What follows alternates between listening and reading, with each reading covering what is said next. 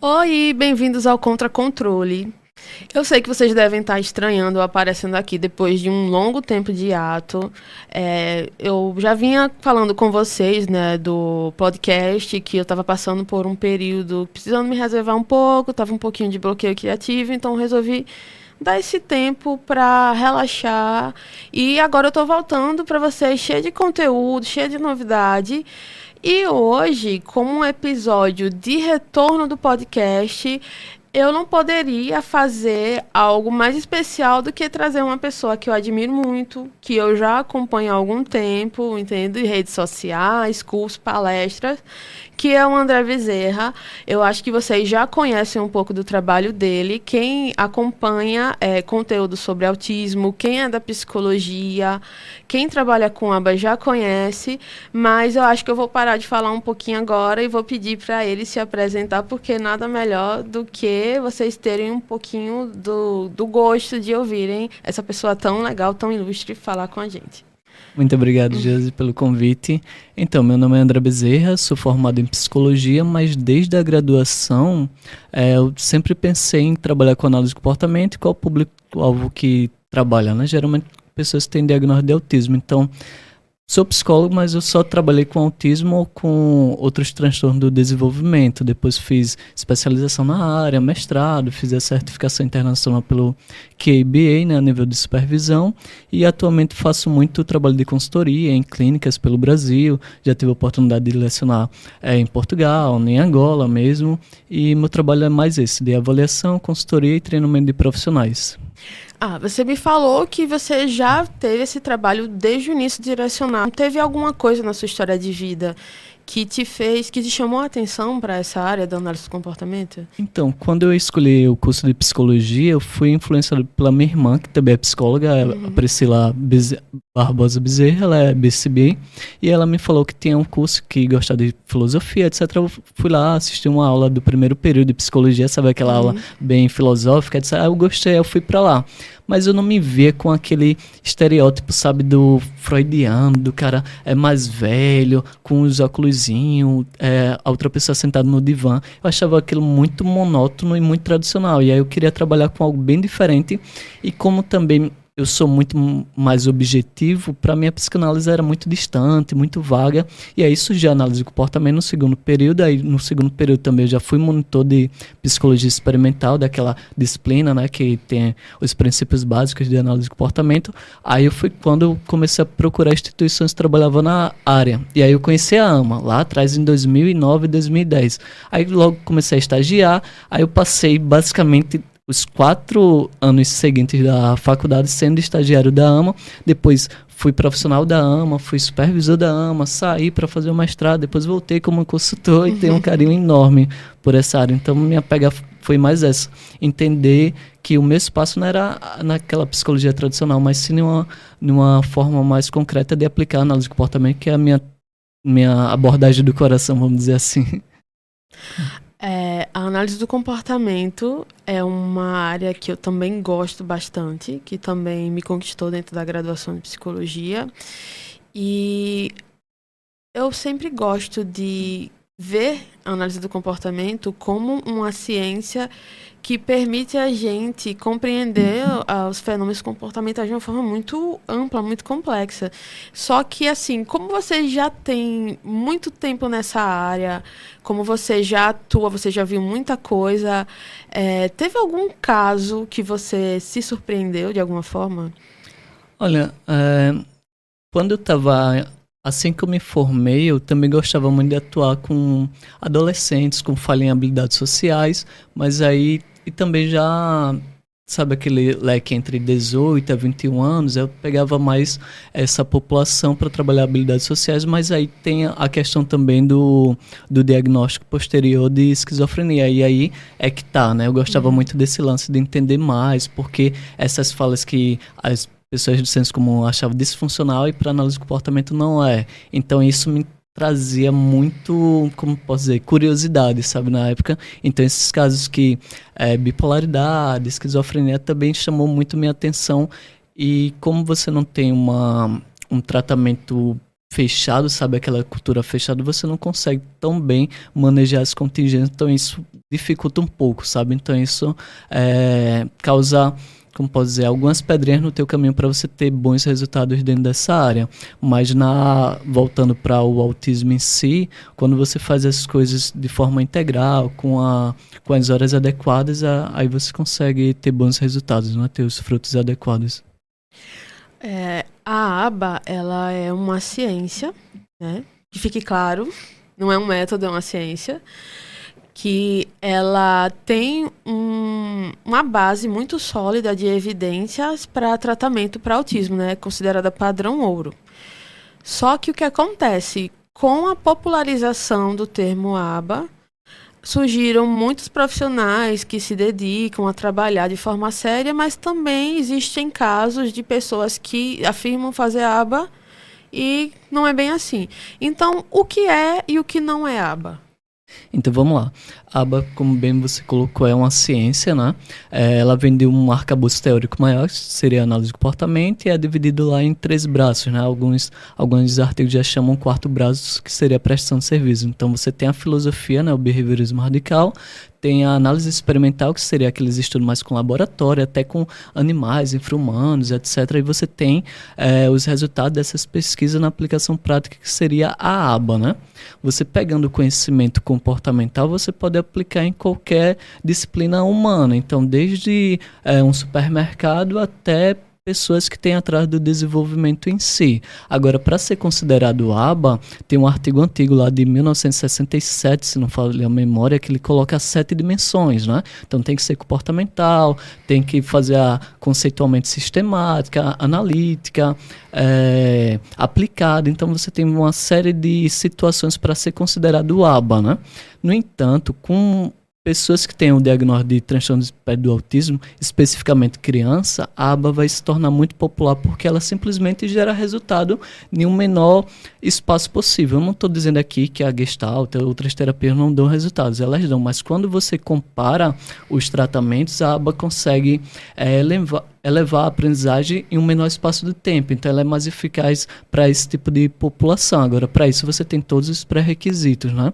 Agora, em relação a profissionais que se dizem aba, é bom ter cuidado porque, por exemplo, eu sou psicólogo, você também vem da psicologia, então, queira quer não, hoje ainda é o curso que mais te aproxima da análise do comportamento. E aí as pessoas, obviamente, por mercado de trabalho, né, questões do dia a dia mesmo, se aproximou da aba. E aí a gente tem que ter cuidado. Por quê? Porque no Brasil não existe a regulamentação do analista do comportamento. Eu ainda assino hoje como psicólogo, coloco lá meu carimbo, etc., mas você não tem a profissional regulamentador, analista do comportamento. E aí, o que é que faz? Aí você tem que olhar para a experiência de outros países, por exemplo, como aconteceu a regularização ou a divulgação maciça do BACB, que seria a certificação lá norte-americana. Se tornou através da pressão da população, principalmente de pais e mães, que queriam serviço de qualidade para os seus filhos e a quem buscar? Quem é que diz que um profissional é bom e que um profissional é ruim? Aí hoje em dia tem algumas iniciativas, por exemplo, você tem a BPMC que tentou fazer uma certificação nacional, depois ela apoia outro grupo, você tem o selo ABA, que também é de uma mãe, que ela busca elencar profissionais com a formação mínima, né? E aí, se a gente olha, eu até fiz uma pesquisa para saber quem seria o profissional analista de comportamento considerado por associações nacionais e internacionais. A maior parte vai dizer que é o cara que tem o nível superior em educação ou saúde, não necessariamente psicologia, é que vai ter uma especialização na área, né, que são disciplinas específicas de análise de comportamento, e que ele passou por um processo de supervisão com um profissional sênior. Isso é o que faz toda a diferença, porque você está ali sendo guiado por alguém que já trilhou aquele caminho, e aí tu evolui muito no teu conhecimento em pouco espaço de tempo. Aí depois tem algumas certificações que pedem para que você passe por uma prova, que eu acho justo, sabe? Você passar por um processo que te qualifica para dizer, não, você realmente tem os conhecimentos, porque aí você sabe, né? No mercado brasileiro você tem especializações e especializações, e aí cabe ao aluno, né, decidir quais são o melhor caminho e selecionar uma boa especialização que tenha, de fato, professores analistas de comportamento e não de outras áreas, né? Então, existe o título de especialista, mas a pessoa fazer uma pós-graduação em aba não necessariamente significa que a pessoa realmente sabe aplicar a ciência aba, né? Exatamente. Então, por que dessa pergunta? Por que eu trouxe para esse assunto? Eu tenho uma pergunta um pouquinho capciosa para fazer para você. Inclusive, eu tô desde o começo ansiosa para fazer essa pergunta. Recentemente, uma associação de autistas fez uma carta falando sobre a aba, comparando inclusive a aba, o excesso de horas de intervenção com o regime manicomial. Então, assim, tá um burburinho, tá uma confusão, as pessoas apoiam, outras discordam. E a sua visão como alguém que atua com a aba há tanto tempo, que tem toda essa bagagem, que tem todo esse conhecimento, qual a sua opinião sobre esse ponto de vista? Vamos lá. Nós temos que entender que toda fala possui uma função, inclusive esse posicionamento de algumas associações, né, que inclusive fez uma denúncia, né, uma espécie de denúncia para ao Ministério dos Direitos Humanos, etc., dizendo que a aba 40 horas era equivalente ao regime manicomial. Gente, nada a ver. O que é que acontece? É que algumas crianças, adolescentes ou adultos realmente, José, precisa de 40 horas semanais de intervenção. Por que eu digo isso? Porque são pessoas que ainda não desenvolveram habilidades para usar o toalete de maneira independente, que não têm habilidades motoras para conseguir se alimentar de forma adequada. Então, para casos específicos como esse, é um sonho você achar que 10 horas de intervenção aba vai ter resultado. Essa pessoa de fato precisa. E a outra que pode apresentar problemas de comportamento, e aí você tem que ter um cuidado maior. Então, para casos específicos como esse, fantasia achar que 2 horas por semana vai dar resultado. Então, para casos específicos como esse, é realmente necessário. E as pesquisas apontam, e inclusive as políticas públicas devem ser pensadas baseado na pesquisa científica. E as pesquisas apontam que terapias acima de 10 horas relacionadas à análise de comportamento são as que dão resultados. Então, qual a função de alguém chegar a público e dizer que isso não funciona, que você está tirando a liberdade do sujeito, enfim, várias coisas sem noção fazer isso. Você tem que entender que hoje no Brasil você tem uma disputa entre o plano de saúde e os consumidores, assim como, por exemplo, tem pessoas que têm qualquer outro tipo, vamos colocar, de uma condição específica, que o cara precisa de um tratamento X e ele vai ali entrar com um plano, discutir, etc. Vai entrar na justiça para querer o tratamento que ele quer. Imagina se eu tenho uma condição específica que eu preciso de um medicamento, esse medicamento só é feito nos Estados Unidos, etc. E vou entrar na justiça querendo um medicamento que realmente funciona. E aí demanda muita grana para o plano de saúde. E aí chega a cair como uma luva, né, um discurso como esse, porque aí o plano de saúde vai utilizar esse discurso para querer tentar de alguma forma dizer que aquilo não está adequado por questões éticas, morais, científicas, etc., que realmente não tem, né? Então a gente tem que pensar muito na função desse comportamento específico que eles trazem. Então, assim, pelo que eu entendi, existem casos específicos que essas 40 horas se aplicam, mas não é para todo mundo e não é indiscriminadamente, né? Exatamente. Com o passar do tempo, o analista do comportamento, assim com os demais profissionais, por exemplo, TO, físio, fono, psicopedagogo, vão elaborar a necessidade daquele indivíduo junto com ele próprio e com a família, com a escola, fazendo um tratamento, de fato, todo mundo ali em sintonia. E aí vai depender muito da avaliação que você faz. Por exemplo, eu fui recentemente a Recife fazer uma avaliação, e eu fiz a avaliação com os marcos de desenvolvimento e percebi que aquela criança ela estava atrasada mais ou menos 1 ano e meio quando você faz uma avaliação normativa, né? Compara ele com um grupo de desenvolvimento típico. E aí, o que é que você vai? Você vai dar 2 horas de terapia? Eu não recomendo. Então, recomendo as terapias que vão chegar próximo daquele desenvolvimento. André, então você quer encaixar a criança com desenvolvimento típico? Não, eu quero que ela consiga aprender sozinha, sem o auxílio de uma AT do lado dele, entende? E aí, quando a criança tem as habilidades necessárias para aprender em grupo, aí você vê as horas de terapia também diminuindo, porque aí ele vai utilizar aquele tempo na escola como maneira adequada. E se ele não tem o AT ali orientando ele e também fazer o processo de desmama, aí você vai ter muita a aprendizagem fica muito prejudicada ao longo do tempo, porque aí você vai acumulando tempo sem ser ganho de aprendizagem. Então, nesses casos, realmente é necessário. Então, a intenção da intervenção é que, com o tempo, não seja mais necessário tantas intervenções. Né? Exatamente. Agora, para você chegar a esse nível, você precisa ter um acompanhamento muito... Eles falam, para o tratamento dar certo, tem que ter 3 características principais. A primeira, a precocidade. Quanto mais cedo você iniciar, você vai ter bons resultados. E isso é lógico, né? Você pega, por exemplo, uma criancinha de 2 anos e você compara ela com a outra criança com desenvolvimento típico de 2 anos, você tem comportamentos baixos, sabe? Você consegue registrar a quantidade de fala que uma criança faz e ali tabelar. Agora, quando você compara uma criança de 4 anos com desenvolvimento ativo com típico, aí você já tem uma curva de aprendizagem muito alta. Então, quanto menorzinho você pegar ali, maior as chances de você conseguir bons ganhos. Além disso, você tem que ter um tratamento de no mínimo 10 horas semanais, porque se não tiver 10 horas semanais, não vai ser considerado ABA, vai ser considerado baseado em ABA, né? E a outra é fazer as coisas certinhas como o protocolo manda, né? Reforço imediato, social, se for a possibilidade de ter, fazer as coisas com ensino incidental, se for tentativas de discreto, tranquilamente, mas que dê resultado. Então, fazer as coisas integral, intensiva e precoce é o que dá o resultado na terapia ABA. E em casos onde esse tratamento precoce ele não foi iniciado, aquele paciente, aquele cliente chega para você já, sei lá, com 7, 8, 10 anos para começar agora.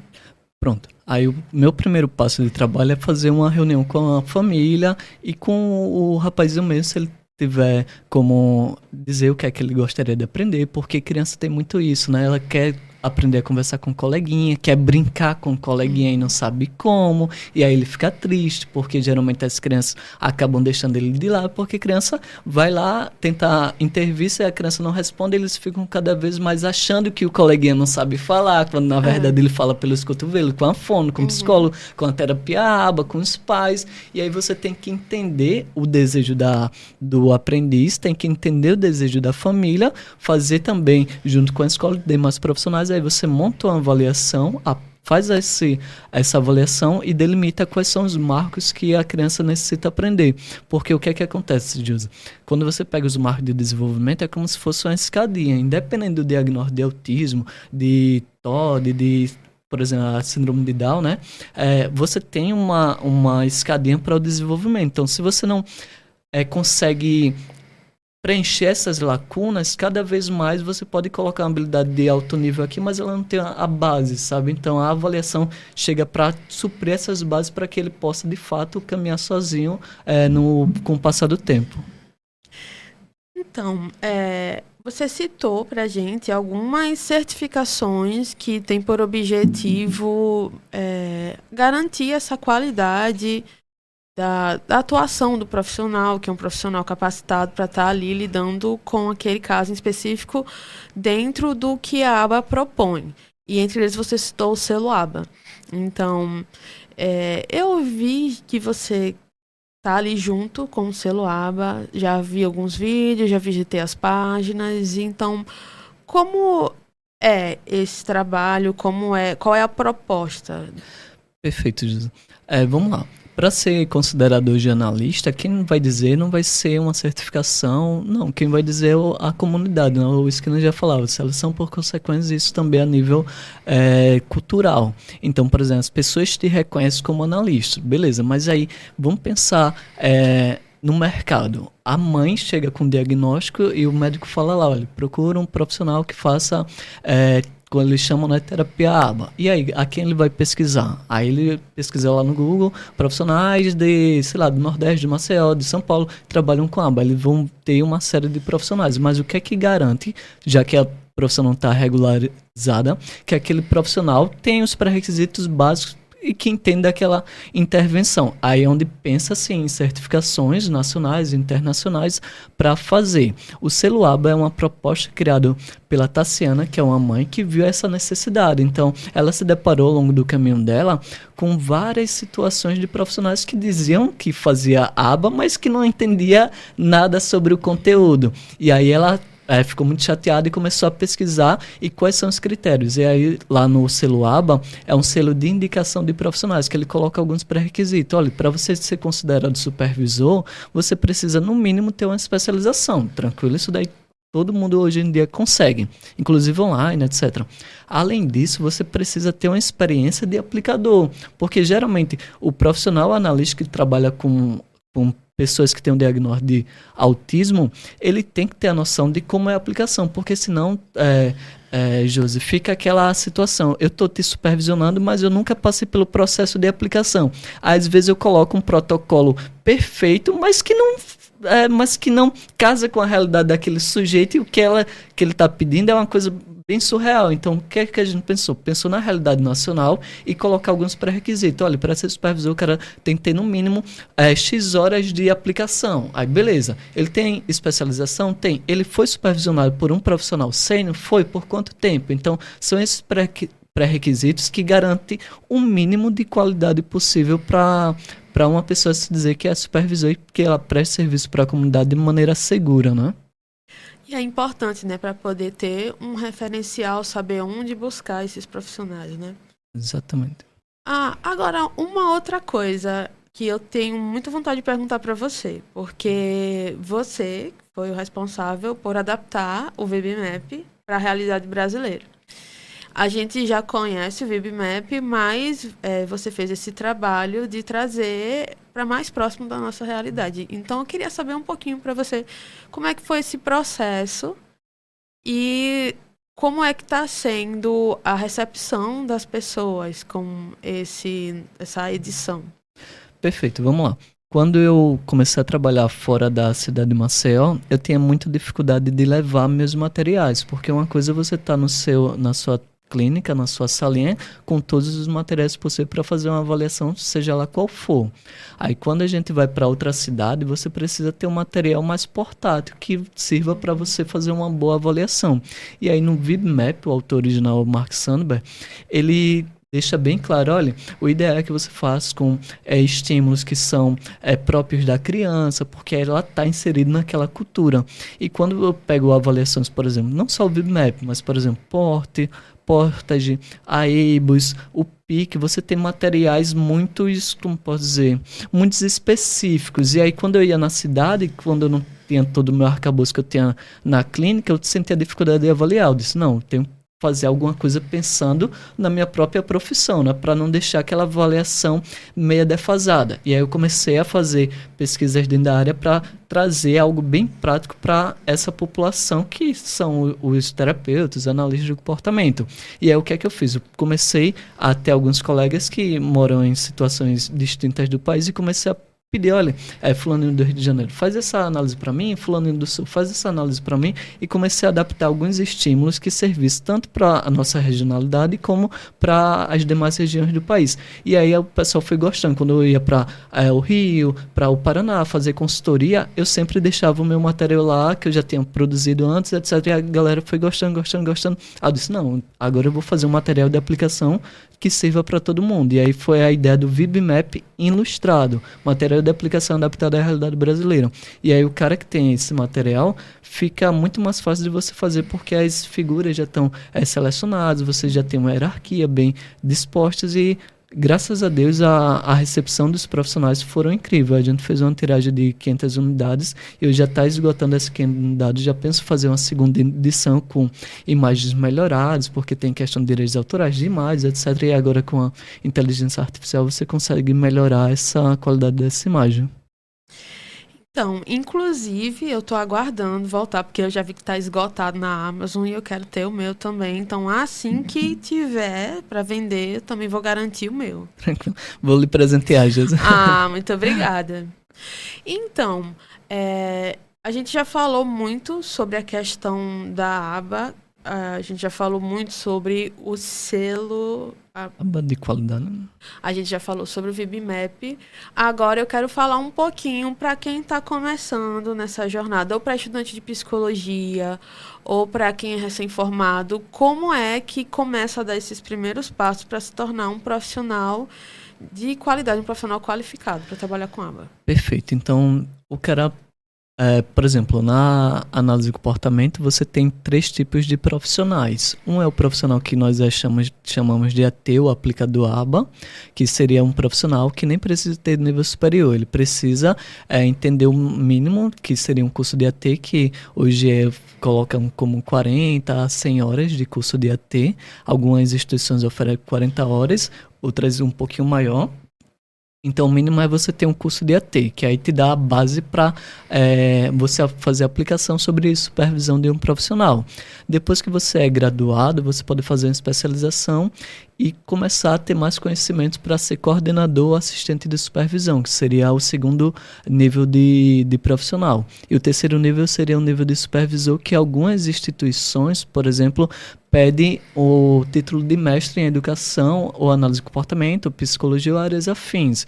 Mas não são todas as instituições que dão a certificação que exigem essa questão do mestrado. Então, para você obter um bom conhecimento na área, eu sugiro primeiro um curso básico de AT de 40 horas e depois começar a pensar nos seus clientes. Então, se você se envolver muito com questões de manejo de comportamento, é bom que você faça um curso específico de manejo. Se você se envolve muito com questões de habilidades sociais, procure cursos voltados a habilidades sociais, porque a gente chama muito de não existe o autista, não existe o autismo, né? Então é no plural. Então você conhece a sua criança, seu aprendiz, mas aí é bom que você tenha um vasto repertório com o passar do tempo, e isso é com o passar do tempo. Então, primeiro, procure por aquilo que você necessita.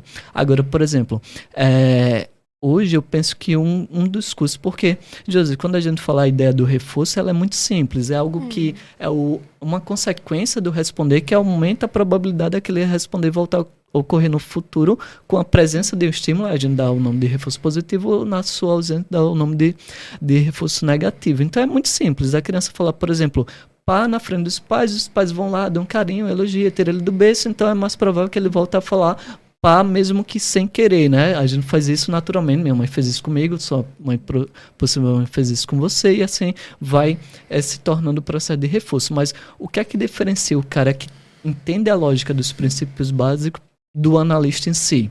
É como ele faz o tratamento dos dados, é a capacidade dele de entender a registrar dados de maneira adequada, e aí você pode procurar cursos de registro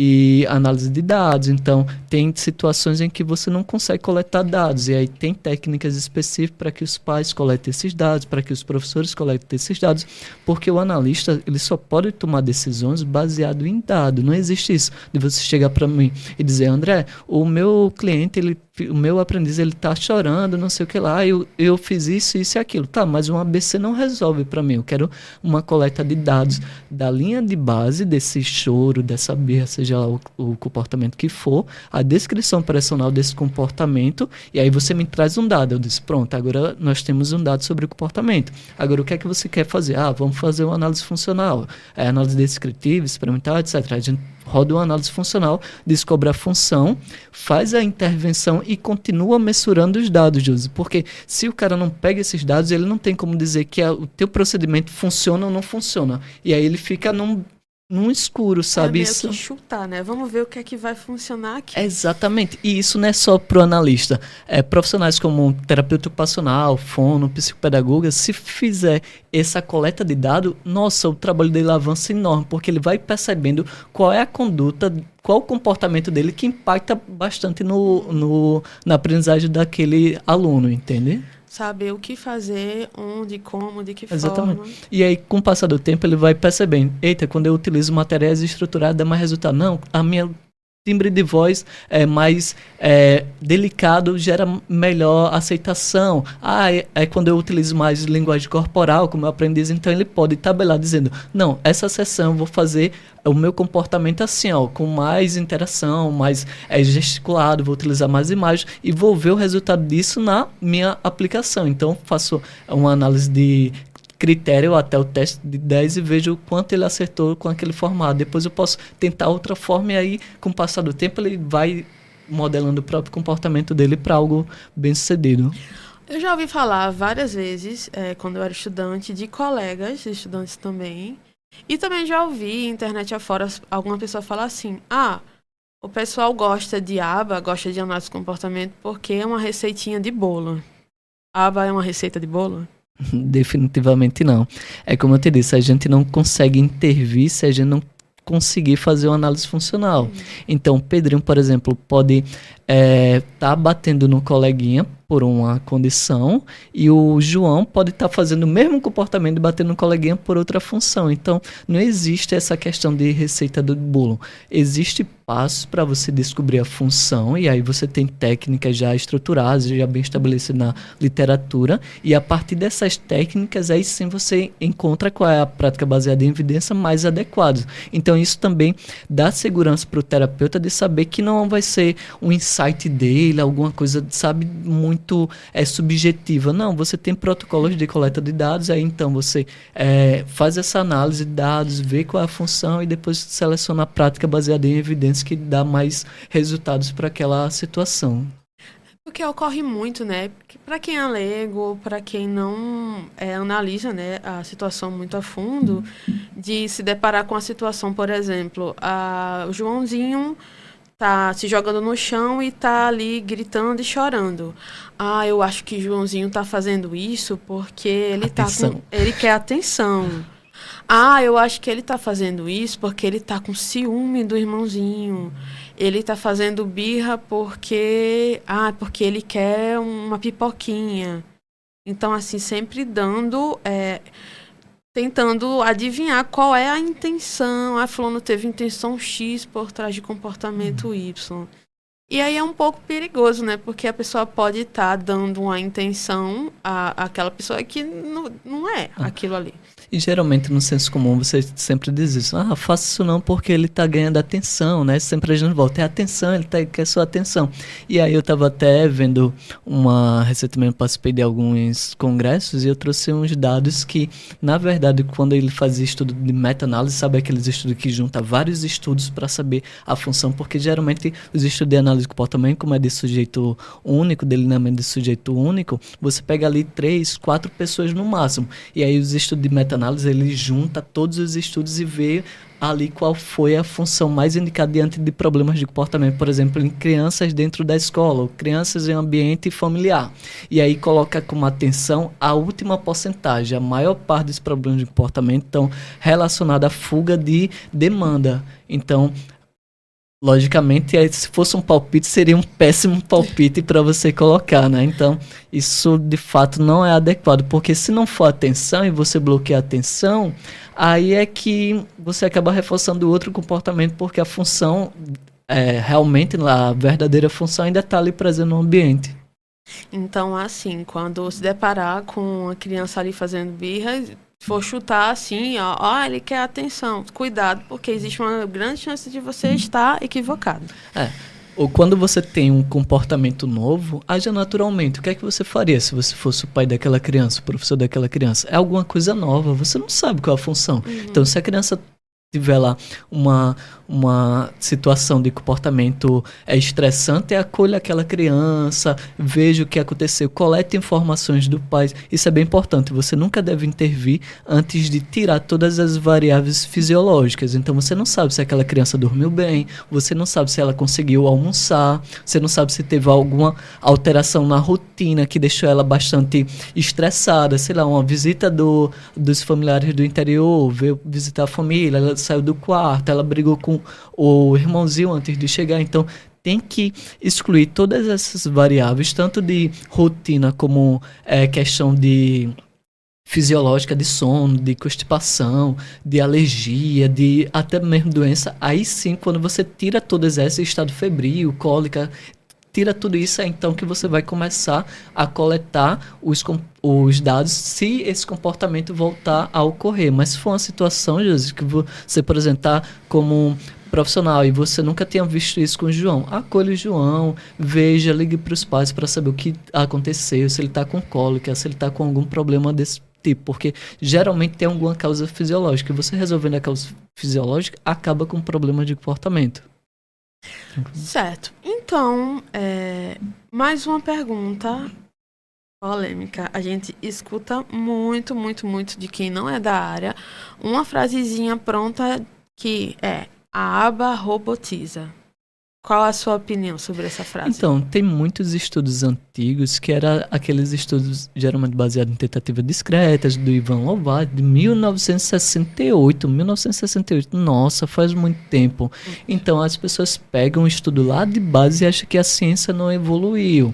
E aí, obviamente, se você treinar uma resposta, a criança, se você não pensar em treinos generativos, em respostas pivotais, né, capazes de gerar novas respostas, de fato vai robotizar se o profissional ele parou no tempo lá em 1968. Agora, se o cara estudou a aba contemporânea, tá tendo acesso a estudos de equivalência, de práticas de transformação, etc. Aí não, aí você vai ver o ensino natural, o ensino incidental, que vai gerar novas possibilidades. Por que acontece isso, Jesus? Geralmente quando os profissionais antigamente faziam o ensino, por exemplo, de intraverbal, perguntando o seu nome, por exemplo. Qual o seu nome? A criança não sabia, dava de que é coica, sei lá, Josi. Aí você ecoava, reforçava e aí ficava nessa. Mas aí, qual foi o modelo que foi treinado? Qual é o seu nome? Mas se alguém chegar ele dizer, como você se chama? Aí quebrou, porque o estímulo antecedente discriminativo não foi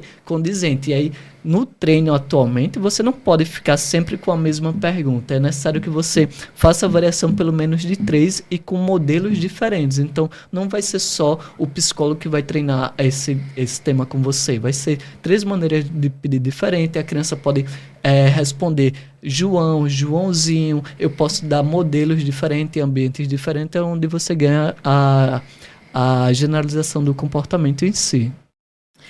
Então, eu já estou com as minhas dúvidas sanadas. Eu estou muito feliz com esse episódio. Eu gostei muito de receber você.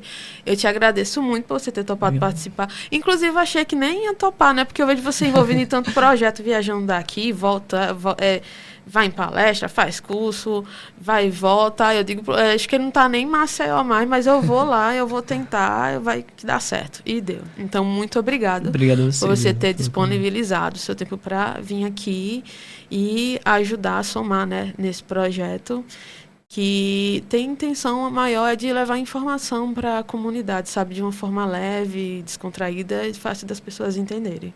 Então, quero te agradecer muito pela sua disponibilidade. E queria que você deixasse um recadinho para os ouvintes, pode ser? Perfeito. Pessoal, espero que vocês tenham aprendido alguma coisa aqui com o podcast. Espero, de fato, que vocês busquem conhecimento adequado e que vocês continuem nesse caminho, porque você tem muitas crianças que precisam do teu apoio, e não só crianças, adolescentes, adultos, e a gente não pode parar por aqui, né? Sempre aprendendo e evoluindo. Obrigadão, pessoal, e obrigado novamente, Jesus. Tem algum meio de contato, rede social que você queira deixar pro pessoal? Eu utilizo muito o Instagram, faço muito story, reels, etc. O Instagram é andrebezerra.QBA. E aí vocês podem estar me encontrando, fazendo perguntas, etc. Então, lembra de se inscrever no canal, de seguir na plataforma de som que você está acompanhando, pode ser no Spotify. A gente está na maioria das plataformas de som, a gente está no Amazon Music, está no Deezer, está no Spotify, tá, entre outras. Também estou no YouTube, então vai lá, se inscreve, comenta, compartilha com seu grupo, compartilha com sua família, comenta. Se quiser também sugerir pessoas para virem para o podcast, sugerir temas, deixar algum comentário lá para poder reforçar positivamente, né? Boa. Essa iniciativa. Então, agradeço muito. Eu estou muito feliz que você ficou até o final curtindo esse episódio. Agradeço muito. E fica aqui com a gente, faz parte desse projeto, entendeu? E é isso. O podcast Contra Controle está no Instagram e no TikTok com o endereço @podcast Contra Controle. Se você pesquisar também podcast Contra Controle no YouTube, você acha rapidinho. Contra Controle no Spotify. E logo, logo a gente vai estar com um site bonitão, www.contracontrole.com.br. Vai estar no ar. Então fiquem aí aguardando novidades. E até o próximo episódio. Tchau, tchau.